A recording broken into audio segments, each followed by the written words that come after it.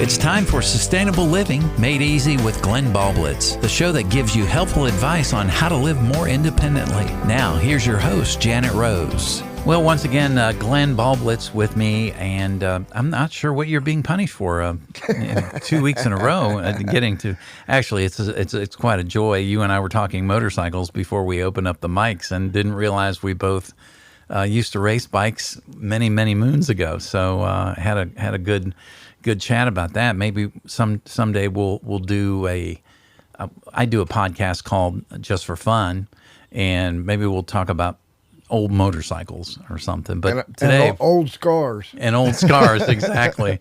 But today we're here to talk about sustainable living made easy. What do you have in the queue for us? Well, it's just we're coming into the canning season, preserving season. My wife's already canning red beets, and she did 22 pints of spice beets. Yes, wow, go baby. Yeah. So it's coming on. But you got to be ready for all this, You can't just run out the store every little whim anymore. And if you don't buy it now, it's going to be more expensive tomorrow. And it's just terrible how much things are just going through the roof. Jars are up to about $1.30 a piece. Jeez. Wow. Save your jars. Yeah. Used to be able to go out and hit yard sales, find a case of jars here and there. Nah, not anymore. Not anymore. Too many preppers out there. Go preppers. Can I just divert just for 1 second? A standard jar, like I just finished up my mayonnaise jar, for example, and it's Duke's, of course. Otherwise, Janet would have my head on a platter somewhere. But what about reusing those type of jars? I know you can't seal them like you would a standard jar. Actually, you can. But you can? The jars are kind of thin. Okay. So you may break a few jars using the mayonnaise jars. Okay. It's just the canning jar is a little heavier jar, and the newer ones of those are getting just as thin. So finding old mayonnaise jars, you're going to find jars that are thicker than the new canning jars. Huh. Interesting. We're getting a lot of jars from China. Okay. I'm not going to call out their names, but you can figure it out. Right. They're just not the quality. Mm-hmm. You'll see the little bubbles in. When you start seeing bubbles in the glass, that's a weak spot. Yes. That kind of thing. But at any rate, just gathering up all this stuff for your canning season. I mean, we talked about just having the jars, the rings and the seals. Yeah. You really have to watch what you buy when you buy the seal. If you turn the seal over, you'll see that little dark red rubber ring around it. Mm-hmm. That thing looks like it was just painted on, just real thin, and they're not sealing as good as they used to. Oh, okay. So you really should buy quality seals. The other thing is there's a coating on them to keep acidic foods from rusting through. Well, if you buy these cheap ones, especially tomatoes, tomatoes will eat through that in about 3 years. Wow, you do all that work and then find out that you got a pinhole, rust spot, and once you see that, you possible having botulism. So we can't do that. It, yeah. So was it worth, saving 2.5 cents a seal? No, it is not. Buy the best you can afford. There's one called Tadler. You ever hear of those Tadler lids? It is a rubber seal all on its own. Oh, I see. Okay. So you put the lid on top of it, and it's got this neoprene gasket, and those are reusable. Right. Now, they're not cheap, but, cheap's not the issue here, people. Right. Your food supply is the issue here. Yes. So, even if you just get a handful of them a year, you can reuse them, and that's the key. If supply chains happen to break down, which we all seem to think that might. We got a little taste of that during the pandemic. Whatever. People have come to the conclusion that there's something big about to happen. Yeah. How many times you heard that? I've heard it from every a lot. Every day you go, I don't know what it is, but crap is about to happen. Right. I can't point my finger at it neither, but I got a whole list that I could pick from. When you get that many possibilities, yes, something's going to bite you in the butt. That's just the way it is. And I think those possibilities can form a cascading effect. when one collapses, could another collapse? And we've talked about that before. There's so many things going on. I mean, we just come to the end of a contract for oil for Saudi Arabia. And Saudi Arabia just said, okay, we're not using the dollar anymore. Well, Right. people don't realize, but we make a lot of money when they change their money over into our money. We collect a little bit, just like the bank does for your credit cards and Sure. that kind of stuff. So we've just lost a huge amount of money. Mm-hmm. All these other countries, the Chinas, the Russias, the Indias, they're all dumping our money back in our lap. Right. Well, when that kind of money comes in, it devalues it. Sure. It dilutes the market for the money. So And you're literally printing $1 trillion every 100 days. there's only two ways to really circumvent that, and that's A, print more money, or raise taxes. Now, I'd almost bet they're going to do both. Right. But I don't want to keep throwing bad news, but Right. it's the whole reason I'm prepping. 'Cause Sure. the more I'm investing in my food supply, the more money I'm making. I mean, right now, if you invested in food, you would have made 40% on your money. Sure. Yeah, yeah. And if you believe the inflation rate, which I do not, This 3% is a bunch of BS. I mean, some things may be 3%. I agree, but a lot of things are 100%, Yeah. 200%. Relish, 200% increase. Relish, I don't get it. Yeah. Regardless of that, I need to make sure I can get the most out of my money, and canning what we do and preserving food, that's one way of doing it. I know that's something I'm going to need, and it's continually rising in cost, so it just makes sense. Right. Didn't used to be that way. It used to be you just did it for the nutritional reason. That's the whole reason I started, was no chemicals in my food, higher nutrition rates, all that kind of stuff. Well, now it's becoming a huge economic issue. Right. So that's where a lot of people are at now, saying if I can can this stuff, even in my little backyard garden, I'm ahead of the game when you compare it to what's going on in the store. Right. So that's your motivation. It is for me, and it is for a lot of people. But you got to prepare for that. You have to have the knowledge for that. You have to have tools for that. You got to have a pressure canner or a water bath canner and a bunch of jars ready, and the seals and the rings.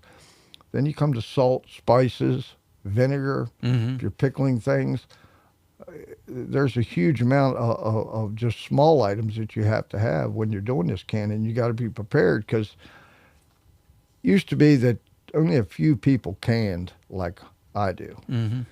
Now there's a lot of them. Well, if you put all those kind of people out there buying the same products that you're doing for Right. preparation for canning season, Supply and demand. boom, it's gone. Yeah. I mean, jars are just one example. I'm sure everybody's hit. We heard of jars, store having a whole pallet full of jars. So we went there and told the guy, how many jars you got? And he said, well, I got about a half a pallet left. How many do you want? I said, all of them. And we kind of distributed amounts among some people. But, I just wanted to make sure we had enough, All right. and our little group has enough. So Sure. when you find them like that, you better buy them.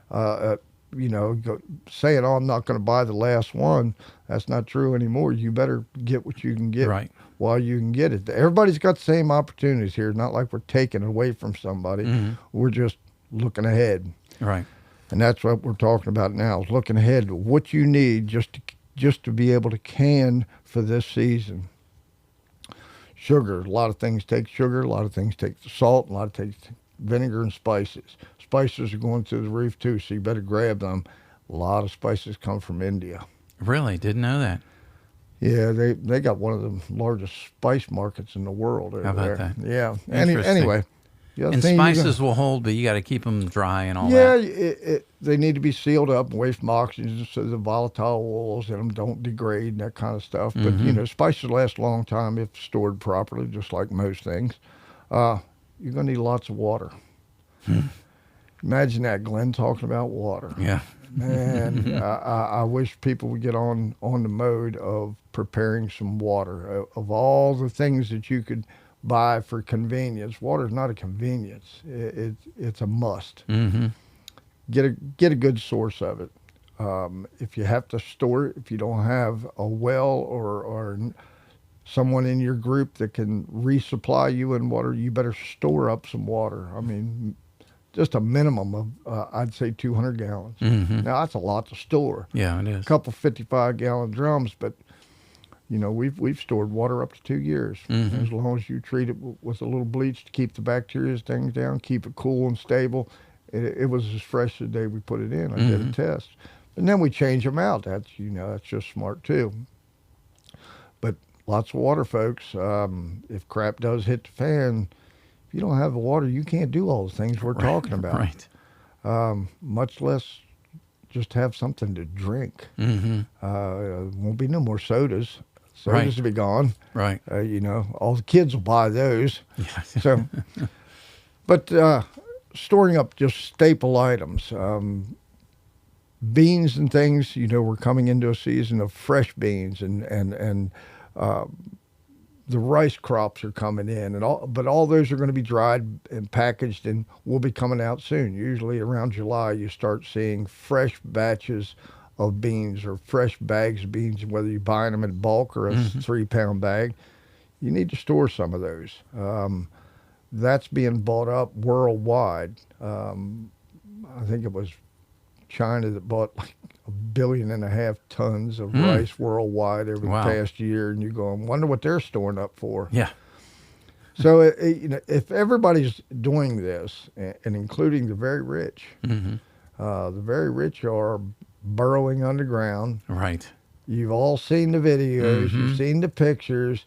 They don't do that for no reason at all. Do they know something we don't? More than likely. Conspiracy theories abound. Right. But if everybody's doing it, everybody can see it. It's not a conspiracy. Well, like I've said that's about visual proof right in front of your eyes. There it is. difference between a conspiracy theory and the truth is about 30 days. Yeah, I agree. You know, And just the fact that the different class of people are talking about this, whether it's collapse or whatever it is, economic or food collapse, it doesn't matter. The different class of people that are talking about this has really opened up some people's eyes. So, yes, it's bad. I've got What are you going to do about it? I've got people that you would say, well, they don't even have tinfoil in their drawer, so therefore they don't wear a tinfoil hat. And they're saying that the most volatile time coming up that we can see ahead of us is between October and January of this year. Imagine that. There's an election. Right there at November. What's happening around Yeah. November? Well, we're going to find out whether Trump's going to be in jail or out. Right, and it doesn't matter who wins over the fact that there could be trouble either way. I agree. I listened to several articles or listened to several podcasts about the election frauds. Now we know it happened. Right. And it's going to happen again. Yeah. To what extent we don't, unfortunately, but We'll never know what has already occurred. You know, Sure. anytime that they put a clamp on something this tight, you know it was bad. sure. So it's going to happen again, and I'm thinking, okay, if the elections are fraudulent, either side, and I don't care Right, which right. side's cheating, you know, Yeah, it's yeah. wrong either Cheating side. is cheating. If my vote it can be canceled out by a fraudulent vote, I'm kind of ticked. Sure. So, or have we reached that crescendo of a nation? Yeah. And I believe we have. Just the attitudes of this nation is just pitiful. Yeah. They're either dependent for everything or they've just canceled themselves out and just walked away from it. Either one's bad for a nation. Well, let's take a break here. It's a good place to do it Please. because I want to I want to talk about being dependent on somebody else other than the government. And there are those will be the first that suffer the most. I believe if there is some kind of a catastrophic event, they'll suffer the most because they've relied on the government the most. We're with Glenn Ballblitz from Sustainable Living Made Easy. We'll be right back. Get ready for a new soundtrack for your life. Doc Rock, Smith Mountain Lake.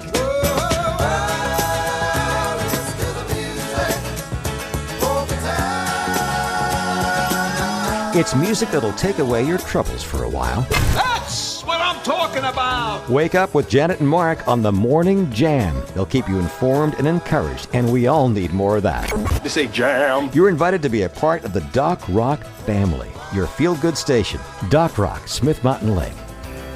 Sustainable living made easy with Glenn Ballblitz. We were talking before the break, Glenn, about being really self-reliant on government, and if something catastrophic happens, government's probably going to be the first thing to disappoint us. Let's use that words. Yeah, those words. Well, the government's going to want to function regardless of how bad it is on us. Right. And I did the show on martial law and things that could happen during martial law. Now, if things get mean and ugly out in the street, of course, they're going to, shut the streets down, declare martial law, and everybody's going to go, wow, I'm so glad they declared martial law, get all the bad people off the street. Well, there's some bad sides to the martial law. Sure. Because all your rights are temporarily suspended. The Constitution is temporarily suspended. FEMA can come in and take all your food that you've stored up, blah, blah, blah, and people go, no, they can't. Oh, yes, they can. It's written. You need to look at what happens during martial law. Now, hopefully it won't get that bad, but if the government can't hardly function as we are right now, how are they going to function in a crisis? Right. They're going to be mean and nasty as the next guy. Well, I mean, we were just a couple steps this side of martial law with some of the things that happened during the pandemic. I mean, we got a bit of a taste of it then. Well, the American people are kind of mean to start with. I mean, we got ticked off at Britain and said, yeah, we'll fight. Right. The government has figured that part out and said, well, we got to do it so they can't fight. And that's kind of what they're doing. And there's about the easiest way to control any population is through food and water. If you can control those two, you can pretty much control anything. And I do believe China knows that. And they'll go, well, we'll just cut off all your food. And right. Because we import a lot. Yes, we grow a lot, but we export a lot of our staples. And it's just, we don't realize how much food is actually being grown by like Mexico. I think 70% of most vegetables and things you see at the store are coming out of Mexico. Yeah. And it's because they have a long growing season. The climate's good and grows good down there. And it was convenient. I mean, right. Didn't used to be that way. It used to be that the Carolinas was our vegetable basket on the East Coast. Right. But that's not the case anymore. We're going to have to do that ourselves.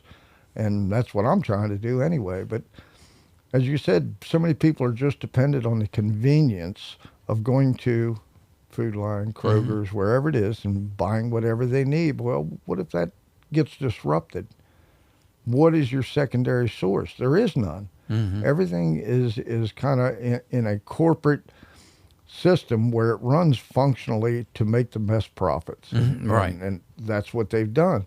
And we've agreed with it by promoting that, by buying the groceries there rather than at your farmer's market. And one good thing is a lot more farmers market now than there used to be. Right. Yeah. Mainly because these small farmers are saying we can't make any money. So they've gone organic, increased the quality, increased their production, and said we can sell it ourselves and make better money. The beef producers, the guy that's actually growing beef to put out on the market. Now, I'm not talking about these stockyards where there's millions of cattle. Talk about the American farmer. He has struggled for so long because they manipulate the price of beef. He'll work all year long with an idea of getting X number of dollars per pound for his beef. Then when the beef season starts, at the end of fall, at the end of the grass season, he tries to sell it, and they manipulate the market and drop his prices, and he's lost. Yeah. So what's the logical decision? Well, I'm not going to do beef anymore, or I won't do as much anymore, or I'll start selling it local. Right. And a lot of people are doing it. You've heard of Triple Oak Farms, I'm sure.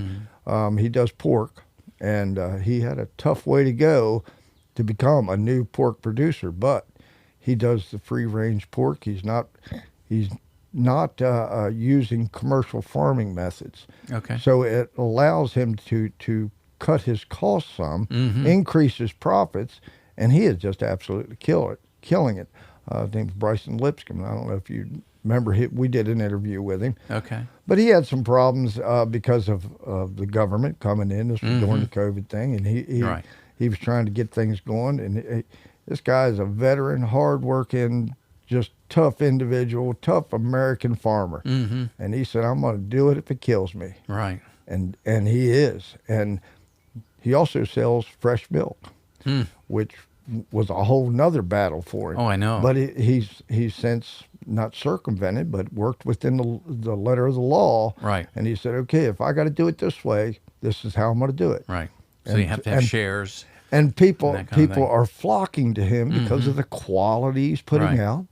It's very consistent, and it's there when they need it. So some of the convenience is still there, Right. but at least they know where their food is coming from. Sure. And that's big, and it's been that way for me for years. But you have to make these connections and prepare. Right. And you're not going to be able to do everything that I've always talked about, all the skills. You can't do it all. No. That's why you need that inner circle of people that you can count on, that you trust. And I'm not talking about security here. I'm talking about somebody that's going to supply your pork, like Triple Oak Farms. Somebody to supply your vegetables, like my wife. We grow a lot, and we've got a group that we can tend to share with, and it's a blessing for all the way around. And I don't see too many people doing this. We need to encourage people to start cooperating among themselves. If you can't grow corn for your chickens, find somebody that can, and maybe he don't have the time to grow vegetables. So whatever it is, the barter and trade and the win-win deal. Always try to make that win-win deal, because if you don't, it's not going to work out for you. The win-win deal says you benefit and I benefit too, and not a lopsided deal. Right. A lot of people are figuring this part out, and people are starting to become a community again.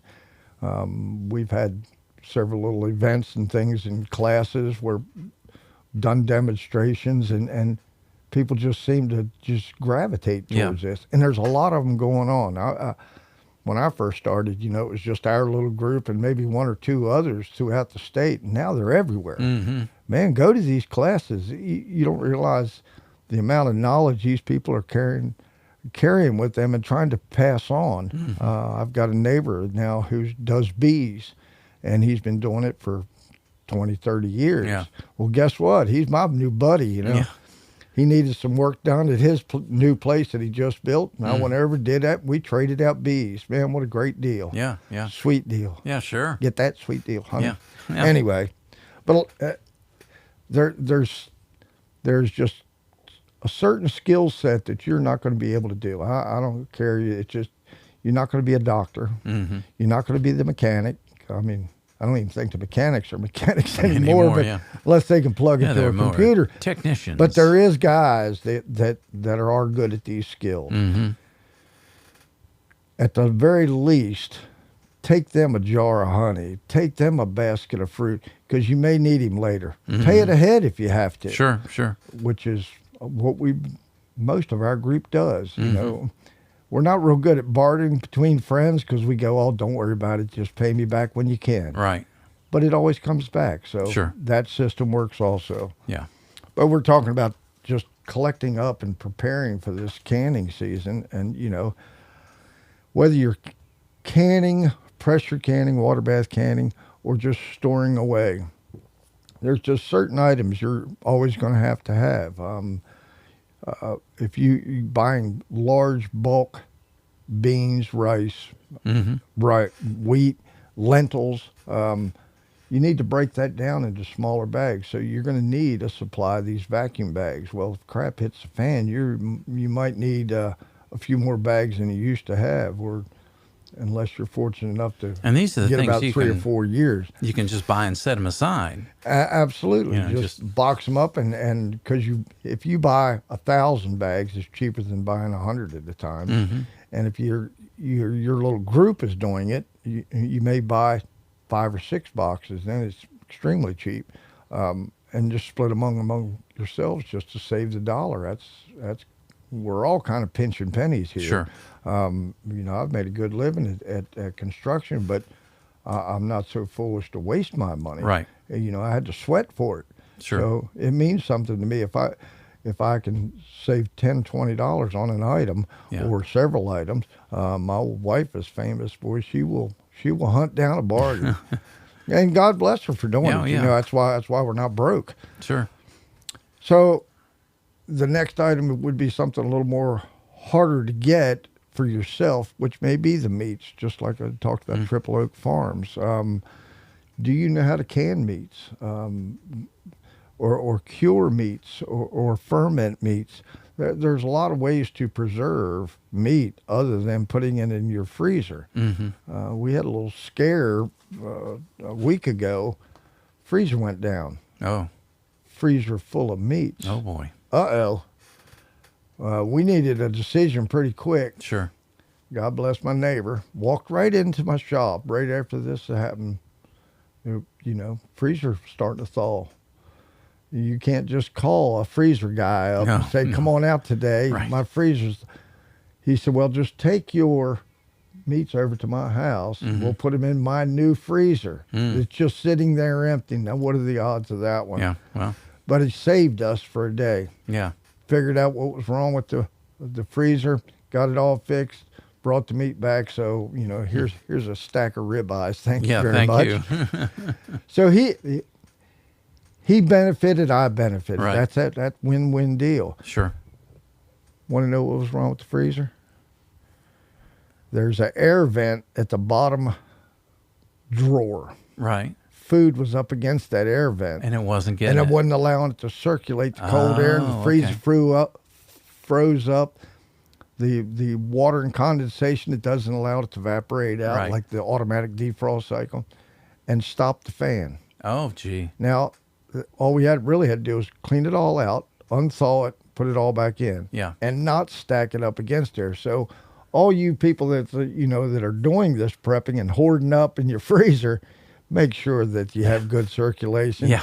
Do not clog that vent up at the top or the bottom. Do not stack above this line. That's That's what that little sticker says. There for a reason. My wife, we have a freezer that has a green light on the bottom that flashes. Oh, okay. If you go below a selected temperature setting.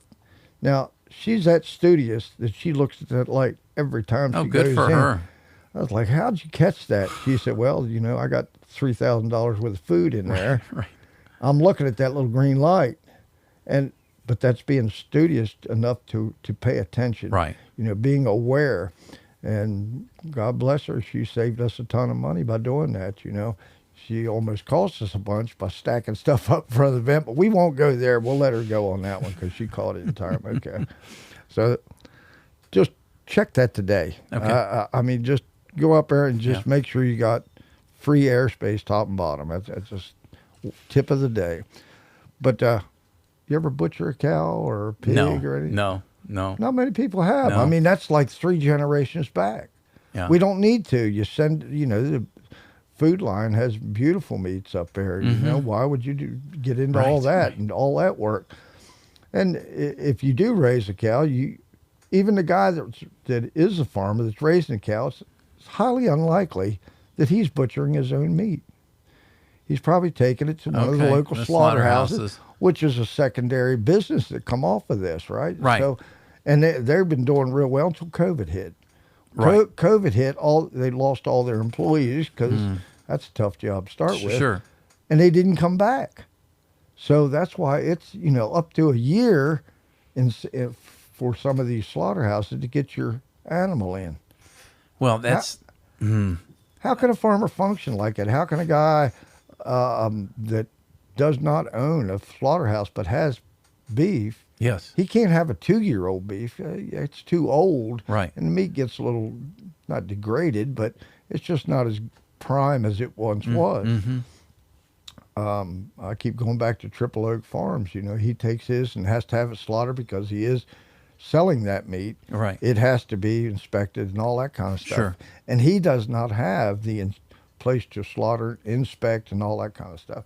So he has another guy do it. Mm-hmm. Well, that guy's getting backed up. Right. I mean, that directly affects his business if Sure. he can't get it in a timely manner. I remember this past deer hunting season. People were Classic. having trouble. Unbelievable. Never heard it before in my whole life. Mm-hmm. No one could butcher my deer that I just shot, and it come at a shocking time to people because it was always there. Mm-hmm. And the butcher shops made a ton of money at this stuff, Right. but they couldn't get it done fast enough. They say, we're done, we're full up, we can't do it. Right. That's unheard of. Yeah. Plus, I think there was quite a bit more hunting going on than normal. Mm-hmm. If you can go out and gather up 100 pounds of meat, that's an economic choice. Oh, yeah. Bring in a nice deer. So it just flooded them, and Yeah. they couldn't keep up. Well, my point is you probably should have known how to butcher that deer to start with. Mm. It's not that hard. And a deer is not so large that you can't cut it up, quarter it up, stake it up, wrap it, put it in the refrigerator for 7 to 10 days to let the rigor mortis go out of it so it's fit to eat. Okay. And that's the purpose of that. So the meat will be of good quality. Mm. You can do that if you got that knowledge. Right. Now, if you don't have that knowledge, you better go find somebody that does hunt and say, could you show me how to cut that deer up you did, And that's happened quite a few times. We've got a guy that comes over and uses our facility, and it's just convenient for him. Yeah. And he's a butcher. Mm-hmm.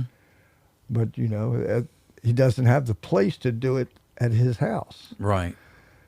So you need to make that connection, just so, even if it's a garage or on a cool day and you could do your butchering, whether it's cow, whatever it is, you got to have a place to cool that meat down.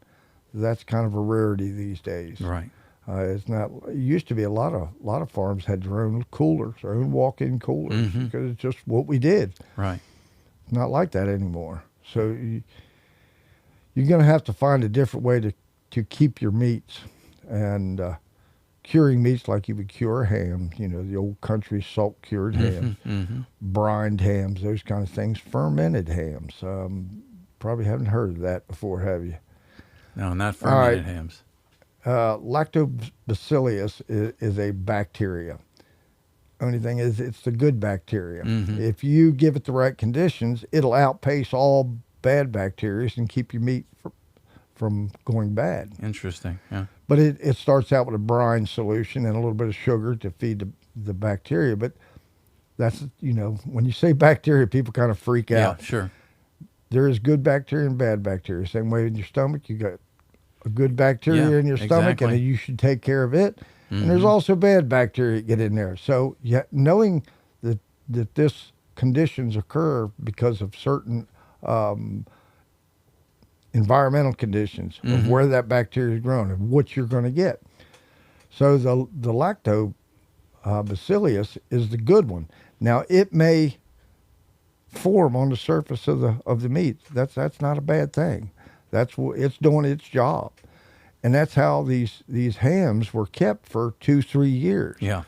I can remember going out to the smokehouse at Grandpa Thomas's and whacking off a piece of ham for breakfast, and Grandma Thomas would cut that stuff up for us. We'd have biscuits, and you go, wow, that thing's been out there for a year or two. Right. How is that possible? Well, that's how it's possible. It was cured with salts and a nitrate that allows the food to stay fresh for that long. Do you know how to do that? What about just making sausages? Salamis, all those kind of things. Those can all be fermented also and last for a long time. Smoking is another one. Smoking meats. You know what that does to meats? The smoke from whatever wood, hickory, whatever you'd like to use, an apple, it creates an acid. The acid changes to pH at which most bad bacteria cannot survive. And that's how that works. It's just the start of the curing process. Gives the outside a coating in which bacteria can't get in because the pH would kill them as soon as they touched it. And that's the purpose of the smoking, plus adding flavor. So you can see there's a lot to Yeah, just geez. preserving your own food. Yeah. And that's why I'm pushing so hard for people to be sustainable for all of it. Yeah. Or else you're going to be eating beans and rice and getting very tired of it very Indefinitely, quickly. yeah. If you don't have a piece of ham to throw in those beans, Sure. an onion to throw in them beans. Mm-hmm. Now we're talking about a pretty good bowl of beans. Yeah. But just a plain bowl of rice, that's a pretty boring thing. Yeah. Throw in a bunch of stir-fried vegetables. Hey, I could deal with that. Yeah. Oh, no doubt about it. Well, Glenn, as usual, you covered a lot of ground in this one, and I know that people will probably stop the podcast, rewind it a little bit, write a few things down, and then pick up. But we do appreciate what you bring to us in the way of sustainable living made easy. Glenn Baublitz, how can someone get a hold of you, Glenn, if they have a question or they want you to cover a certain topic? You can go on Facebook and leave us a question or a message and say you like the podcast or you don't like the podcast. And if you got, like I said, if you got questions or want to hear about something that you've been thinking about how to do, well, if I don't have the information, I can get it. Right. But that's going to be pretty rare. I got my fingers in a lot of pies. Do you? Okay. Made a lot of connections to people that have better skills than I on some things. So let's get together and let's talk about this. If you don't get it discussed and worked out now, you maybe a little later when the crap hits the fan, you won't have time. Right. So let's get it done now. Yeah, no doubt. Glenn, thanks again, and we look forward to the next broadcast, Sustainable Living Made Easy. Thank you.